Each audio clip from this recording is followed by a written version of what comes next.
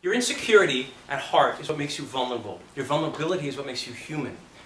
It's what creates in you this thing called empathy. Empathy is the ability to put yourself into other people's shoes and try to understand them.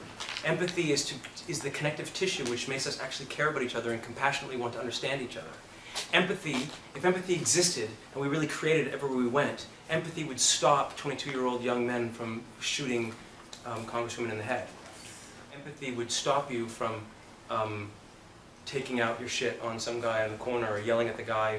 The dude who's walking across Powell Street on his red light, jaywalking, and you have to come to a stop because he's a homeless dude. Why is he doing that? Because he has no authority over anything his entire life. He has no authority of anything. He has no money, nowhere to live, he's got no one taking care of him. He's an alcoholic or a drug abusive, he's probably partially mentally challenged, no one's taking care of him, which is sickness in our society. And so the only thing he's got is he walks up in front of your car and makes you stop. Because to fuck you, I own you, now I'm the authority of this road in this moment. Fuck you, asshole, fucking let's hit the homeless guy. It's like if you know that, you go, poor guy's got no authority over anything. Slow down, stop your car, and let him have the authority for a second. What did it cost you? 30 seconds? What did it give him? An authority in his life. Once you start understanding people from an empathetic level, you go, everyone's vulnerable and insecure. You start understanding people. If you're an actor, you need to not only engage, but you need to, and defibrillate, but you need to live through the lens of empathy to understand your characters, to understand your co-actors, to understand their characters, to understand the director and the story being told, and society at large is trying to listen to you. Empathy rules, man. So, the origins of empathy is insecurity, not confidence. Once you start understanding that, you start going, oh, it's okay to be this. It's okay to be fucked up. It's okay to be confused. Yes, the thing that you hate the most about yourself, the thing that you're most insecure about, the deep down thing that you're most insecure about, is what makes you beautiful. The world is waiting for you to expose that insecurity and vulnerability on screen and stage, in interviews, in teaching, whatever you do. And they'll pay you lots of money for it. Because it's a very, very, very, very, very difficult thing to do. But if you've come to acting, that's your mandate. You have to. That's what you do for a living. You expose your truth.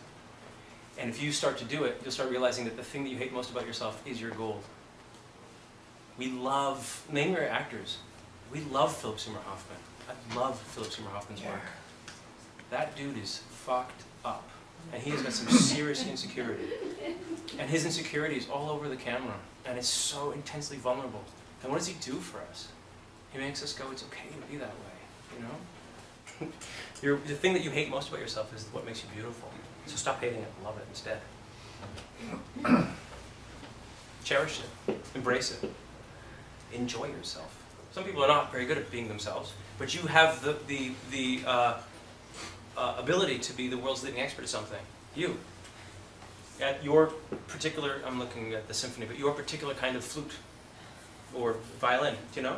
So your job is to start digging into that in all its shapes and forms and sizes. So when you're getting nervous at the audition room, no, it's totally normal. It's very great. It's cool.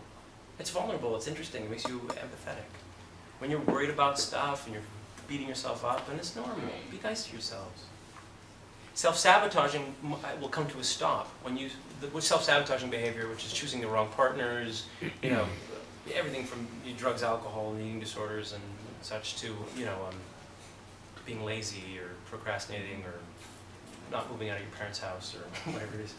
That kind of self-sabotaging behavior will come to an end when you start to responsibly accept and enjoy the fact that you are insecure.